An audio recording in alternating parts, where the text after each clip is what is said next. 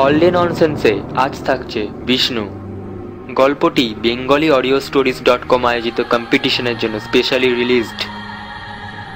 সাধুদের রক্ষা, দুষ্টদের বিনাশ এবং ধর্মকে সংস্থাপন করতে যুগে যুগে বিষ্ণু নানা অবতার রূপে মর্তে আগমন করেন।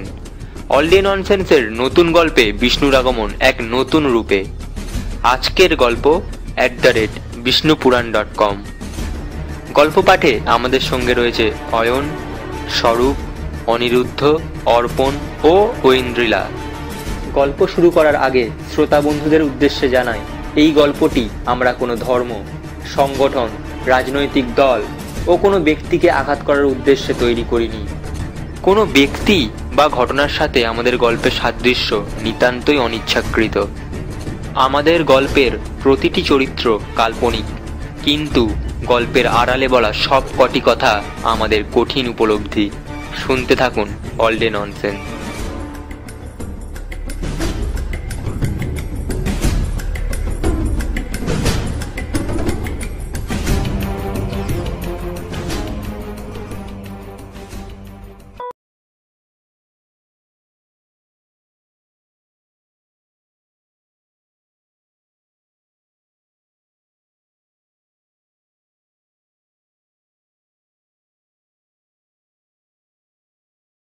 হিসেবে জোটে বাসের ভিড় এবং খুচরোর জন্য কন্ডাক্টরের মুখঝামটা। সজল মাছ ভাত খাওয়া আদর্শ মধ্যবিত্ত পরিবারের বঙ্গ সন্তান, যার দিনের অধিকাংশ সময় কাটে মিথ্যে স্বপ্ন দেখে এবং রাত কাটে সেই স্বপ্নভঙ্গের যন্ত্রণায় এবং ভগবানকে দুষতে দুষতে। মাঝখান থেকে স্বপ্ন সত্যি করার চেষ্টাটাই আর করা হয় না। সজল অকৃতদার। বাগুইহাটিতে একটা ছোট্ট একতলা বাড়ি তার বাসস্থান।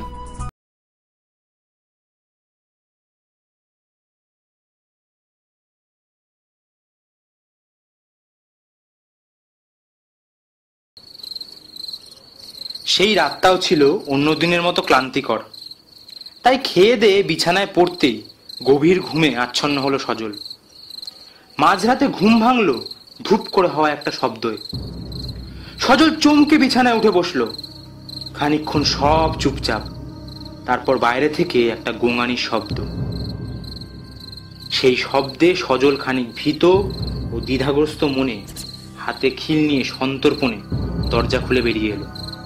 একটা নীলচে মার্কা লোক মুখ থুবড়ে উপুর হয়ে পড়ে আছে ঠিক সজলের ঘরের জানলার নিচে। সজল কাছে গিয়ে লোকটাকে চিৎ করে শোয়ালো। লোকটাকে দেখে তো ভদ্র সন্তানই মনে হচ্ছে, বেশ সুপুরুষ দেখতে। অজ্ঞান হয়ে গেছে বোধহয়। না, আপাতত একে ভেতরে নিয়ে যায়।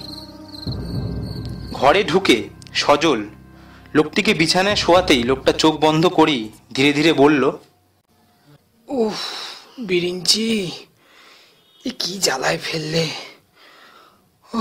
বেশ তো ঘুরতো ফিরতো, খেতেও কম। মাগো, টেকনোলজির কি জ্বালা। এইটুকু বলে লোকটা নিঃশ্বাস নিয়ে আবার কিছু একটা বলতে যাচ্ছিল। সজল তাকে থামিয়ে বলল, আপনার বিশ্রাম দরকার। আপনি দয়া করে আর কথা বলবেন না। এতক্ষণ ধরে লোকটা যা বলছিল তার এক বর্ণ সজলের মাথায় ঢুকছিল না। লোকটাকে জল খাইয়ে একটু ধাতস্থ করে সজল প্রশ্ন করল, আচ্ছা মশাই, আপনার সারা শরীর নীল হয়ে আছে কেন? ওটা বাই ডিফল্ট, কিছু করার নেই। মানে? অদ্ভুত। তামশাই আপনি থাকেন কোথায়? মাঝরাতে অমন করে মুখ থুবড়ে পড়েছিলেন কেন? তা বলি মতলবটা কি? নমস্কার, আমি বিষ্ণুচরণ বাণুজ্যে রাত বিরেতে আপনার ঘুম ভাঙানোর জন্য দুঃখিত। আমি চোর ডাকাত নই, চিন্তা করবেন না।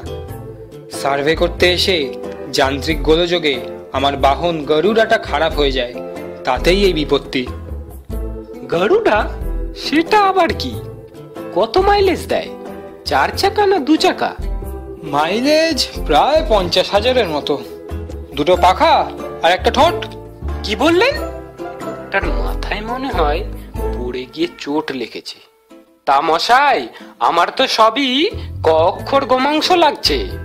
আপনি দরজাটা দিন, আমি সব বলছি। কেন দরজা দেব কেন?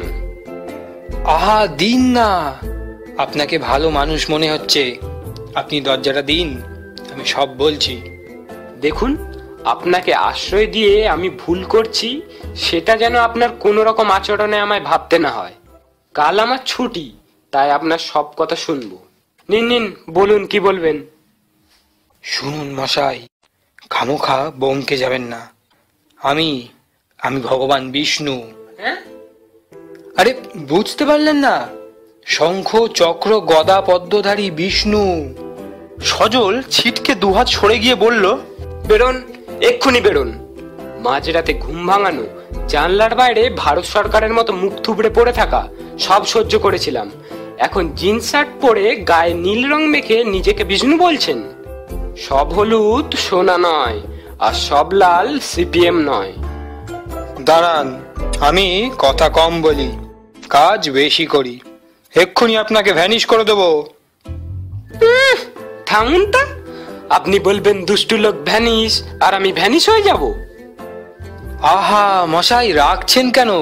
শুনুন, আমি শ্রী বিষ্ণু, সর্বজীব ও সর্ববস্তুতে পরিব্যাপ্ত সত্তা, অতীত, বর্তমান ও ভবিষ্যৎ তথা আদি অনন্ত সময়ের প্রভু, সকল অস্তিত্বের স্রষ্টা ও ধ্বংসকারী, বিশ্ব চরাচরের ধারক। আচ্ছা আচ্ছা, থামুন, পয়েন্টে আসুন।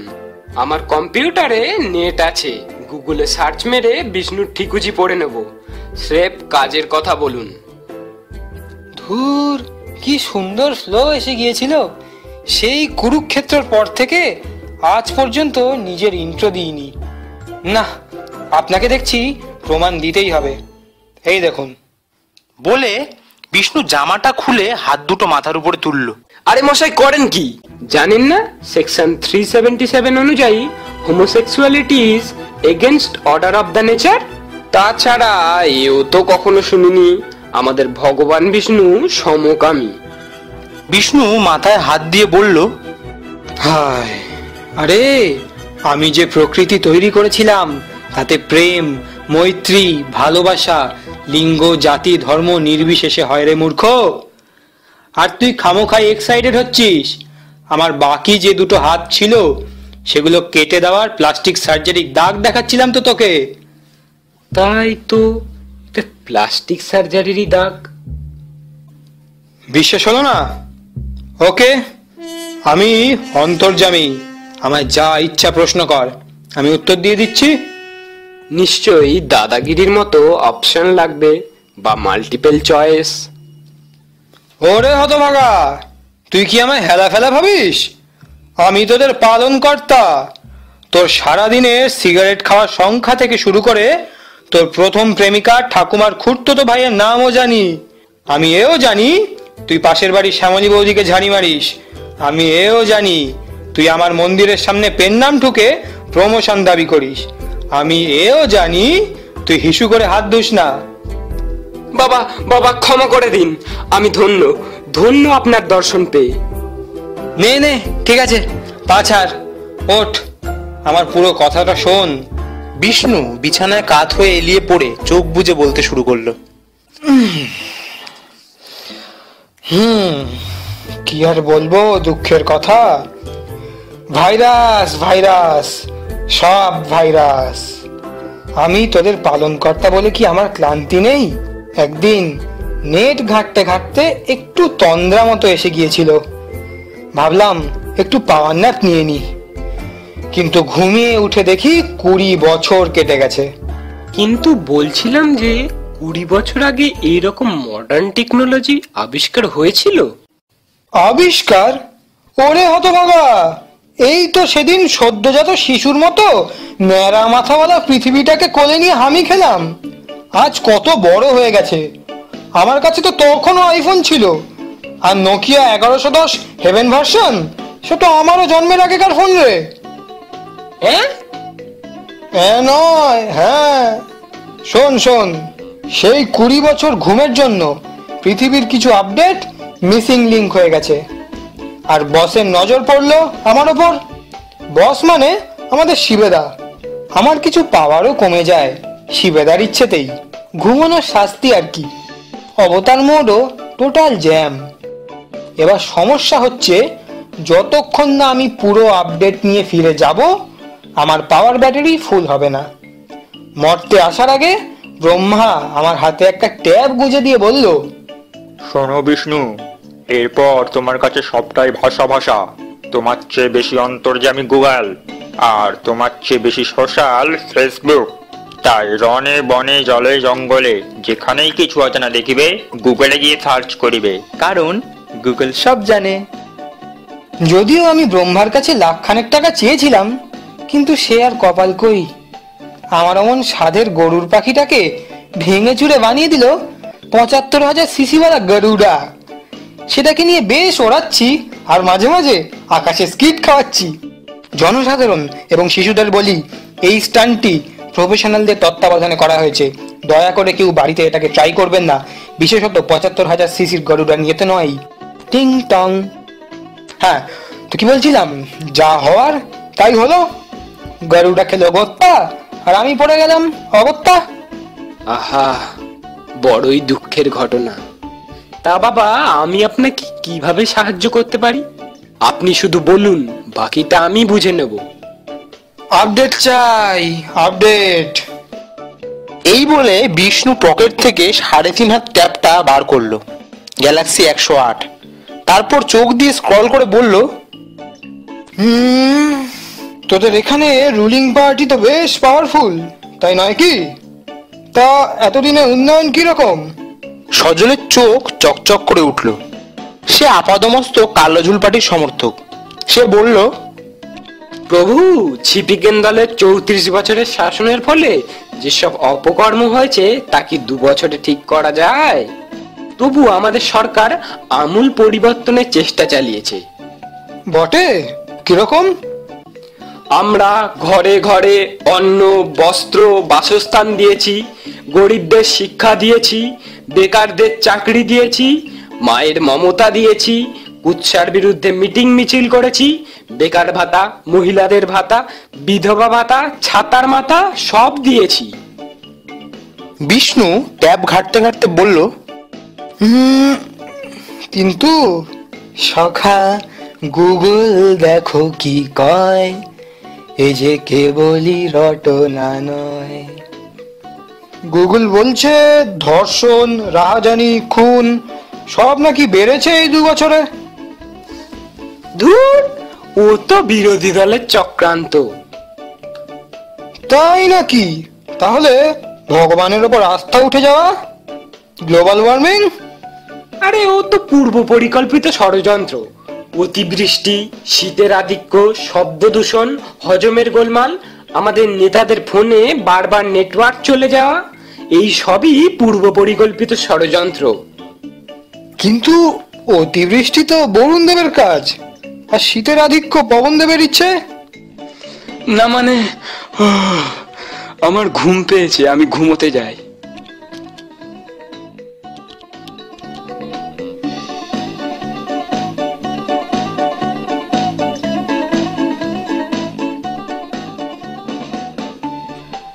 পরদিন সকালে ঘুম ভাঙলো কলিং বেলের শব্দে। সজল তড়িঘড়ি উঠে দরজা খুলতে গেল, পাছে বিষ্ণুর ঘুম না ভেঙে যায়। দরজা খুলে সজল দেখে চশমা চোখে অভিক দাঁড়িয়ে। অভিক সজলের খুব গভীর বন্ধু, যদিও সে কট্টরভাবে পূর্বতন সরকার ছিপিকেন দলের সমর্থক। তার উপস্থিতিতে সজল অপ্রস্তুত হয়ে পড়তে অভিক বলল, কিরে, এখানে দাঁড় করিয়ে রাখবি নাকি? এই বলে সে সজলের উত্তরের অপেক্ষা না করেই হনহন করে ঘরে ঢুকে পড়ল ও বিষ্ণুর সাথে চোকাচুকি হতেই বলে উঠল, আরে বাস, এ তো জ্যোতিপূর্ণ জ্যোতি বসু রে। এটা কে রে নীলকমল? ইনি আমাদের ভগবান বিষ্ণু। কাল যা হয়েছিল সজলের প্রতিক্রিয়া, অভিকের ক্ষেত্রেও তার অন্যথা হলো না। শেষে বিষ্ণু যথারীতি নিজের পরিচয় দিল। ও, আপনি বিষ্ণু, আমি অমিতাভ বচ্চন। বিষ্ণু এরপর নিজের অন্তর্যামী হওয়ার ক্ষমতা দেখিয়ে অভিককে বিশ্বাস করাতে অভিক বলে উঠল, আমি ভগবান মানি না। কেন মানি না জানেন? যখন লাখে লাখে শ্রেণী শত্রুর সংখ্যা বেড়েছিল, তখন আপনি কোথায় ছিলেন? যখন আমাদের বিপ্লবী ভাই হাত কাটা পাঁচু যখন তার অবশিষ্ট পাটুকু হারালো, তখন আপনি কোথায় ছিলেন? এখন ভগবানই হাঁকিয়ে কোথা থেকে এলেন মুক্তিযুদ্ধের সৈনিক? সকাল সকাল কমলেশ্বরের মেঘে ডাকা তারা দেখে এসেছে আর ডায়লগ ছাড়ছে। তা বাবা অভিক, তুমি তো বিরোধী দলের সাপোর্টার, তা বলো তো দেখি উন্নয়ন কেমন সরকারের? পরিবর্তনের জোয়ার এলো? হ্যাঁ, পরিবর্তন তো হয়েছে। সরকার গঠনের 2 বছরে লাখখানেক মতো উৎসব আর হাজার খানেক তো সম্বর্ধনা হয়েছে।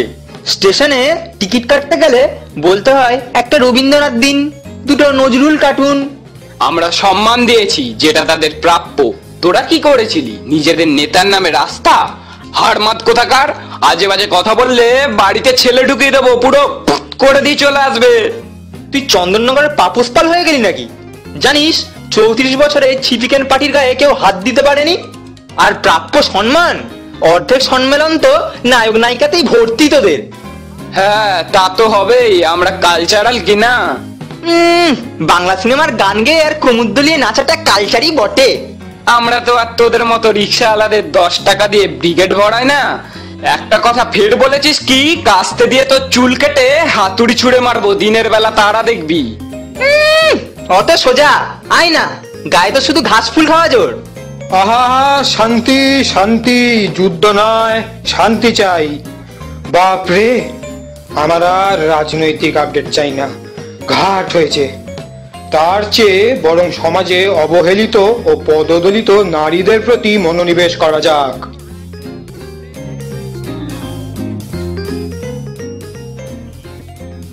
বিষ্ণু, সজল ও অভিক কিছু খাওয়া দাওয়া করে উপস্থিত হলো পাড়ার এক গৃহবধূর বাড়িতে। ঠক ঠক শব্দে দরজা নক করতেই কাঁদতে কাঁদতে দরজা খুলে দিল এক মাঝবয়সী গৃহবধূ। কি দরকার বলুন? বিষ্ণু সত্যিটা বলতে যাবে অমনি অভিক তাকে থামিয়ে দিয়ে বলল, কি সব ভালো তো? তা উনি এসেছেন বৌদি নাম্বার 1 থেকে। উনি এখানে এসে আমাদের কাছে পাড়ার সেরা বৌদির খোঁজ করছিলেন, তাই তোমার কাছে নিয়ে এলাম। কি গো, ভুল করেছি? মুহূর্তে চোখের জল মুছে বৌদি বলল, ও মা, হাউ সুইট। ওনাকে ভিতরে নিয়ে আসো। সজল ঠাকুরপো, তুমিও আসো। বিষ্ণু বেশ বুঝতে পারলো যে অভিক চালাকি করছে এবং ওর ওষুধে কাজও হয়েছে। বৌদি ওদের 3 জনকে বসিয়ে বিষ্ণুর দিকে তাকিয়ে বলল, আমি কিন্তু আপনাদের প্রোগ্রামের খুব বড় ফ্যান। আমি খানদানি বৌমনি জিতে গেল জামদানির মতো সব রিয়েলিটি শো দেখি, কিন্তু আপনাদের জি বাংলার বৌদি নাম্বার 1 আমার ফেভারিট শো। আপনারা বসুন, আমি চা আর মিষ্টির ব্যবস্থা করি। আরে না না, ওসবের কোনো দরকার নেই। আচ্ছা, আপনি তখন কাঁদছিলেন কেন? আপনি বুঝি সংসারে খুব অত্যাচারিত হন? না না, আজ না ঝিলিকের মা মারা গেছে। আহারে, খুব কাঁদছিল বুঝি ঝিলিক? তা ওর মায়ের মৃত্যু হলো কিভাবে? আরে, আপনি জলসাঘর চ্যানেলের মা আমার মা সিরিয়াল দেখেন না? ঝিলিক সেখানে হিরোইন। বিষ্ণুকে অবাক দেখে বৌদি বলল, এই সিরিয়ালের তো প্রচন্ড নামডাক, ওয়ার্ল্ড রেকর্ড করা সিরিয়াল। এই সিরিয়াল আজ 16 বছর হলো চলছে। আশ্চর্য, আপনি টিভি চ্যানেলে কাজ করেন আর মা আমার মায়ের কথা শোনেননি? নতুন বুঝি? বিষ্ণু ঢোক গিলে বলল, 16 বছর একটা সিরিয়াল? গল্পটা এতদিন ধরে টানলো কিভাবে? এই সিরিয়ালে একজন অভিনেত্রী ছোট ঝিলিক আর বড় ঝিলিকের ভূমিকায় অভিনয় করেছে। সে কি, এটা কিভাবে সম্ভব? গল্পটা শুনুন, তবেই তো বুঝতে পারবেন। ছোটবেলায় ঝিলিককে চুরি করে নেওয়া হয় ওর মায়ের কাছ থেকে। ধীরে ধীরে ঝিলিক বড় হয়ে ওঠে। সে এর মধ্যে 3 জনকে মা বলে ডাকে। এখন বড় ঝিলিকের ভূমিকায় অন্য একজন অভিনয় করে অ্যাজ ইউজুয়াল। কিছুদিন পর এভাবে গল্পটা যেতে যেতে ঝিলিকের 4 বার 3 জনের সাথে বিয়ে হয়। একজনের সাথে 2 বার ও 2 জনের সাথে 1 বার করে। ঝিলিক সুখী হয় না। ঘুমের মধ্যে সে ওর মাকে খোঁজে। এমন সময় সে জানতে পারে সে আসল ঝিলিক নয় এবং পুরনো ছোট ঝিলিককে বড় করে 5 বছর পরে সিরিয়ালে ফিরিয়ে আনা হয়। বৌদি বলে চলল। হ্যাঁ, এবারে তো আসল গল্প। নতুন ঝিলিক মানে যে কিনা আসল ঝিলিক, সে পুরনো ঝিলিকের তৃতীয় স্বামীকে ভালোবেসে ফেলে, যাকে আবার পুরনো ঝিলিক মন থেকে ভালোবাসে। এমন সময় পুরনো ঝিলিকের প্রথম মায়ের সাথে তৃতীয় মায়ের দেখা হয়। এতদিনে দ্বিতীয় মা অন্ধ হয়ে যায়, যাকে কিনা নতুন ঝিলিক মা বলে ডাকতো। আজকের এপিসোডে যখন নতুন ঝিলিক আর পুরনো ঝিলিক, আরে কথা শেষ হতে না হতেই ধূপ করে আওয়াজ হলো। সবাই তাকিয়ে দেখে বিষ্ণু অজ্ঞান হয়ে গেছে। সজল বিষ্ণুর চোখে মুখে জল দিয়ে তার জ্ঞান ফেরাতেই বিষ্ণু বলল, না না, মানে আরে আপনি তো নতুন, তাই এই গল্পটা সহ্য করতে পারেননি, বুঝলেন? বিষ্ণু এবার বেজায় খেপে গেল। হ্যাঁ, এর চেয়ে বাংলা সিআইডি ভালো, এর থেকে তিমি মাছের মাংস ভালো, লাদেনের দাড়ি ভালো, কেবল ছাড়া টিভি ভালো, এটা নাকি গল্প? বৌদি এবার চিৎকার করে উঠল। কি বললি? মা আমার মা ভালো না? যখন ঝিলিক আজ তোমার ছাড়া ঘুম আসে না মা বলে গান করছিল, ওর অভিনয় কতটা ডেপ ছিল জানিস? বেরো বেরো এখান থেকে।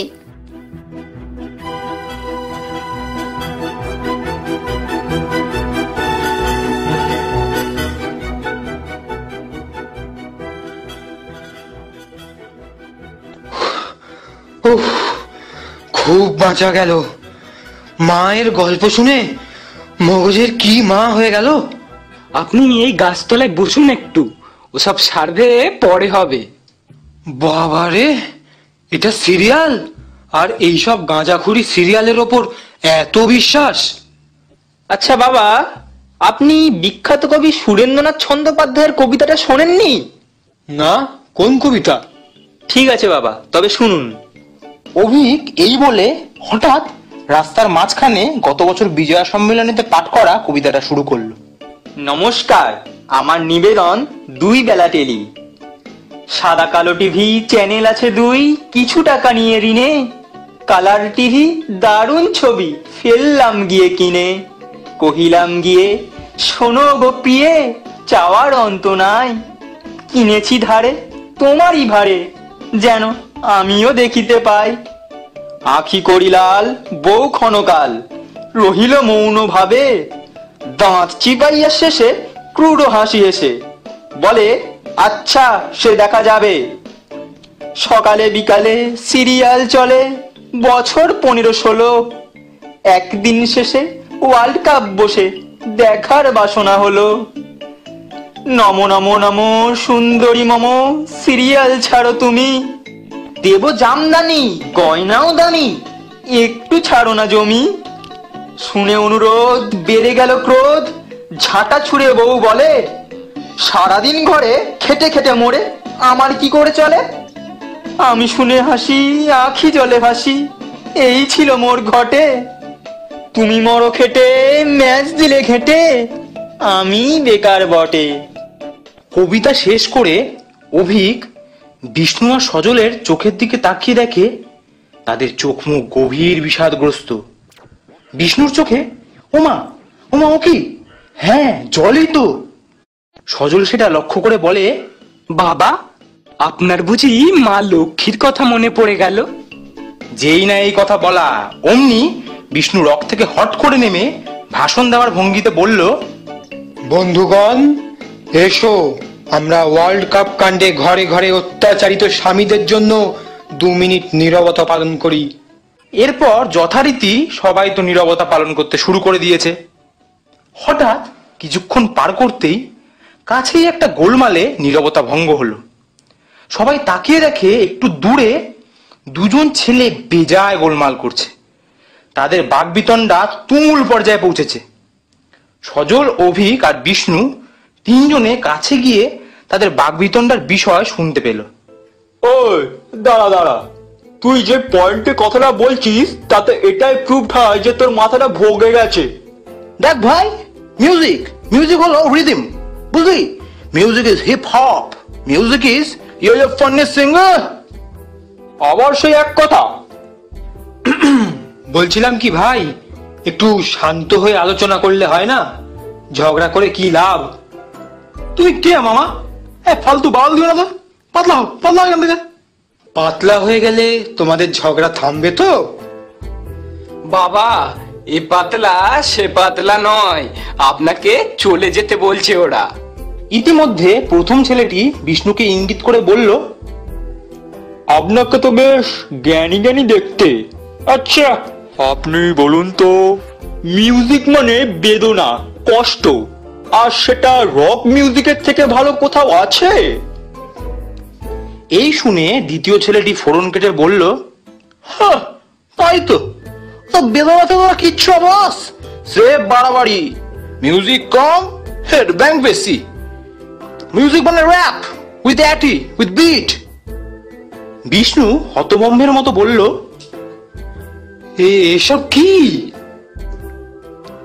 অভিক এগিয়ে এসে বলল, এই যে ইয়ো ভাই, আচ্ছা তোমার ফানি সিং এর জীবনের প্রথম গানটা বাবা মার সামনে একবার গিয়ে এসে তো দেখি। অভিক এই কথা বলাতেই ছেলেটি যেন জোকের মতো কুকুরে গেল। বিষ্ণু ফের জিজ্ঞাসা করলো, কে এই ইয়ো ফানি সিং? এর জীবনের প্রথম গানটিই বা কি? সমস্ত বাপে খেদানো মায়ে তাড়ানো ছেলেদের ভরসা ইয়ো ফানি সিং, আর ইয়ো বোধ হয় তার বাপের নাম। আর প্রথম গান, থাক, গানটা এতই ভদ্র যে সেন্সার বোর্ড মারফত সেন্সার্ড হয়ে এলে কেবল বিপি শুনতে পাবেন। যেন এই কথাটারই অপেক্ষা করছিল আরেকটি ছেলে। সে লাফিয়ে উঠে বলল, দেখছিস, যারা ভদ্র তারা জানে আসল গান কি, কোনটা আসল মিউজিক।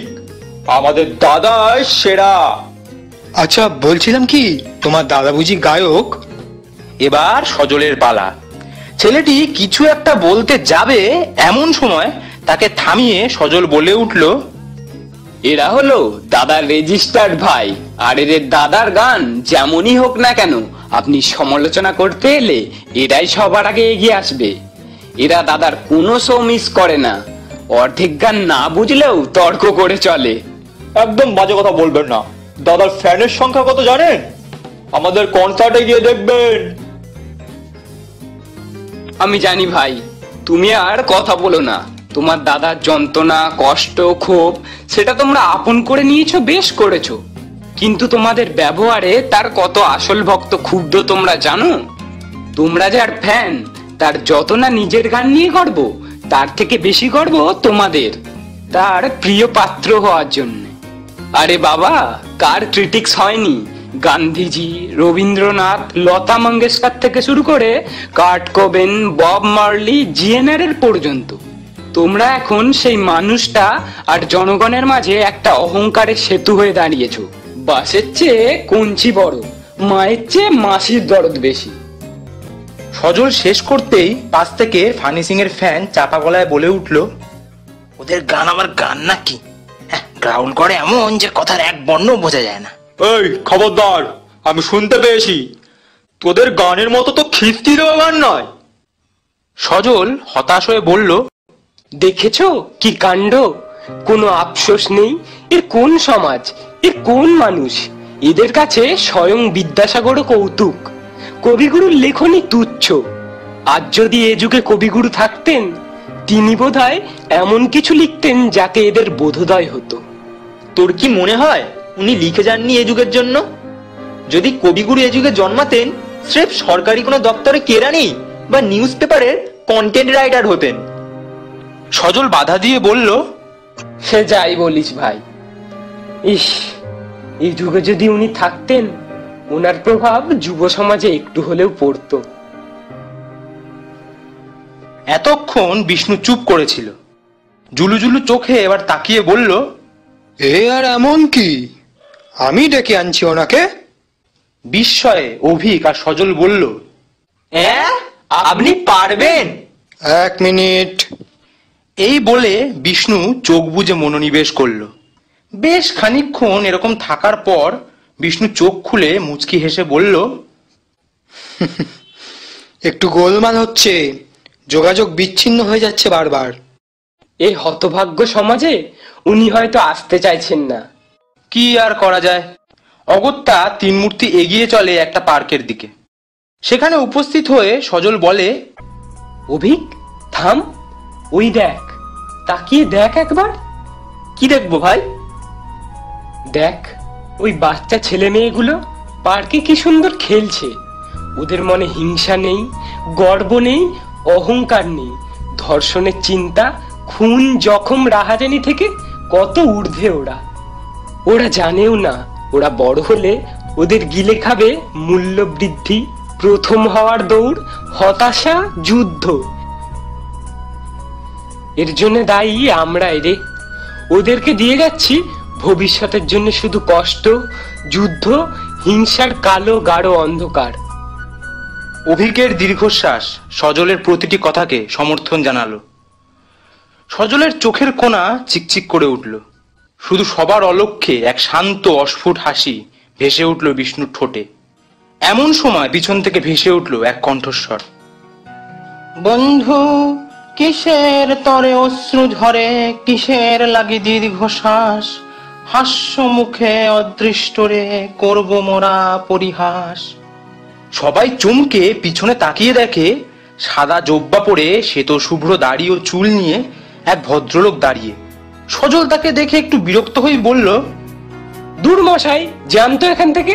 আপনাকে হতভাগ্যের গান পাঠ করতে হবে না। আমাদের রবীন্দ্রনাথ রবীন্দ্রনাথ খেলার মুড নেই। অভিকও তাকে সায় দিয়ে বলল, আপনি কে মশাই, জান তো? এবার বৃদ্ধ লোকটি হেসে বলে উঠল, হেমর চিত্ত পুণ্য তীর্থে জাগরে ধীরে, এই ভারতের মহামানবের সাগর তীরে। আরে আশ্চর্য তো! আপনার দাবিটা কি মশাই? কি চান আপনি? খোলসা করে বলুন তো। দুর্লভ ধরনীর শেষতম স্থান, দুর্লভ জগতের ব্যর্থতম প্রাণ, যা পাইনি তাও থাক, যা পেয়েছি তাও, তুচ্ছ বলে যা চাইনি তাই মরে দাও। এ তো মহা মুশকিল। আপনি পাগল নাকি? আপনার কি রবি ফোবিয়া আছে, বা ম্যালিগনেন্ট রবিরিয়া? ফালতু ফালতু রবীন্দ্রনাথের গেট আপ চুরি করেছেন কেন? তুমি মহারাজ সাধু হলে আজ, আমি আর চোর বটে। উফ, 2 বিঘা জমি! হে ভগবান, আপনি খুব তো জ্ঞান ঝাড়ছেন, তা আবার কবিতায়। আচ্ছা, আপনার কাছে আমার সব প্রশ্নের জবাব আছে? পারবেন দিতে আমার কিছু প্রশ্নের জবাব? দেখি আপনার কত জ্ঞান। না হলে কিন্তু ওই বেটা সাধু বেশে পাকা চোর অতিশয়। আহ, কি হচ্ছে কি সজল? দেখছিস না বেটা বদ্ধ পাগল, ওকে তুই প্রশ্ন করবি? কি অদ্ভুত! ছাড় তো। এই, আপনি কাটুন তো। আহ, দাঁড়া না, এখনো অব্দি কিন্তু একদম পারফেক্ট জবাব দিয়েছে প্রত্যেকটা কথার, তাও প্রত্যেকটা রবীন্দ্রনাথের কবিতা দিয়ে। দেখি না কি বলে। ঠিক আছে ঠিক আছে, তোর যখন এতটাই মনে ধরেছে এই বুড়োটাকে, জিজ্ঞাসা কর, কি জানতে চাস? আচ্ছা বাবা জ্ঞানচন্দ্র জ্ঞানরত্ন, বলুন তো, এই যে আমি এক মধ্যবিত্ত পরিবারের নিরীহ বঙ্গ সন্তান, সারা জীবন পেটের রোগে একটু ভুগেছি, আর টেনে টুনে গ্র্যাজুয়েট, কিন্তু কখনো টুকলিও করিনি বা অসৎকার্যও না। তবে আমি আজ এত পিছিয়ে কেন? বস গালাগালি দেয়, প্রমোশন হয় না, মাইনেও বাড়ে না। কেন? আমার কি দোষ? আমি নিরীহ না আমি মধ্যবিত্ত? ভদ্র মোরা শান্ত বড়, পোষ মানায় প্রাণ, বোতামাটা জামার নিচে শান্তিতে শয়ান, দেখা হলেই মিষ্ট অতি, অলস দেহ ক্লিষ্ট গতি, গৃহের প্রতি টান, তৈল ঢালা স্নিগ্ধ তনু নিদ্রারসে ভরা, মাথায় ছোট বহরে বড় বাঙালি সন্তান। হ্যাঁ হ্যাঁ, জানি জানি, এর পরের লাইনগুলোও জানি। ইহার চেয়ে হতেম যদি আরব বেদুইন, চরণ তলে বিশাল মরু, ওই কি যেন একটা বিলীন। ওটা না লেখায় সোজা। বাড়িতে বিয়ে না হওয়া বোন আর বিধবা মা থাকলে ওইসব বেদুইন ফেদুইন ঘুচে যাবে। বেদুইন? বেদানা খাওয়ার পয়সা নেই, গোটা মানি ব্যাগটা একটা বেদনা, আর হলেই হলো বেদুইন। এর চাইতে আমেরিকানরা অনেক ভালো আছে, জন্মেই ভুল করেছে এই হতভাগ্য দেশে। নদীর পার কহে ছাড়িয়া নিঃশ্বাস, ওই পারেতে সকল সুখ আমার বিশ্বাস। শুনুন শুনুন, রবীন্দ্রনাথ আমরাও পড়েছি, আর আমরা পরশ্রী কাতর হিংসুটে।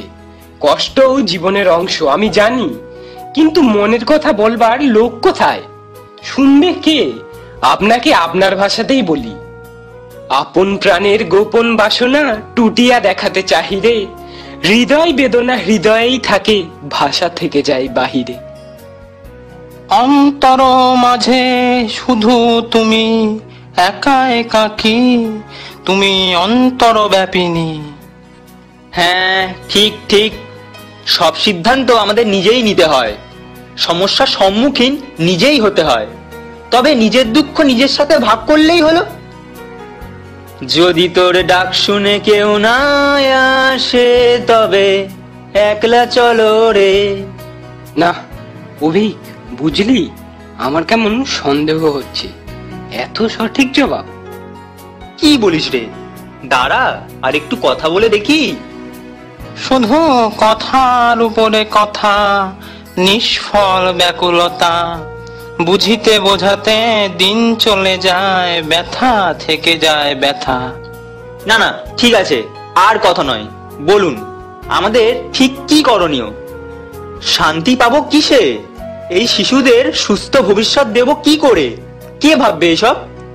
এখন শুধু আর কিছু নয়, নিরালায় এর হৃদয় শুধু এক সহচর্চায়। কেহ নাহি জানে কারো আহ্বানে কত মানুষের ধারা, দুর্বার স্রোতে এলো কোথা হতে, সমুদ্র হলো হারা। অভিক, আর না, থাম, আমি সব বুঝে গেছি। সত্যি, কখনো আমরা আপনার মতো করে ভাবিনি। সারা জীবন লোককে দুষিয়ে গেছি, সমাজ, ধর্ম, পরিস্থিতি, অদৃষ্টকে দায়ী করেছি, কিন্তু নিজের দোষ দেখিনি। সারা দিন যদি ভয় আর গর্বকে আশ্রয় করে বাঁচি, উন্নতি কোত্থেকে হবে? আজ আমি উপলব্ধি করেছি, আমি অন্ধ হয়েছিলাম। কিন্তু কিন্তু এই সমাজ যে জ্ঞানীর কদর দেয় না, এটা তো সত্যি। আপনি যদি রবীন্দ্রনাথ ঠাকুর হন, আপনি জানেন কি আপনার নোবেল চুরি গেছে? আপনার একদিক থেকে পরিচয় হানি নয় কি এটা? আমাদের গর্ব আপনার পাওয়া নোবেল। সেই নোবেল চুরি কি আপনার সম্মান চুরি নয়? যদি মোরে পঙ্গু করো, যদি মোরে করো অন্ধ প্রায়, যদি বা প্রচ্ছন্ন করো নিঃশক্তির প্রদচ্ছায়, বাদ বার্ধক্য জালে তবু ভাঙা মন্দির বেদিতে, প্রতিমা অক্ষুণ্ণ রবে সগৌরবে তারে কেড়ে নিতে, শক্তি নাই তব, শক্তি নাই তব। আপনি সত্যিই বিশ্বকবি, আপনি সর্বকালের সেরা। আমার বিশ্বাস হচ্ছে না আপনিই রবীন্দ্রনাথ, কবিগুরু। এবারের মতো করো শেষ, প্রাণে যদি পেয়ে থাকো চরমের পরম উদ্দেশ। কি করে শেষ করি?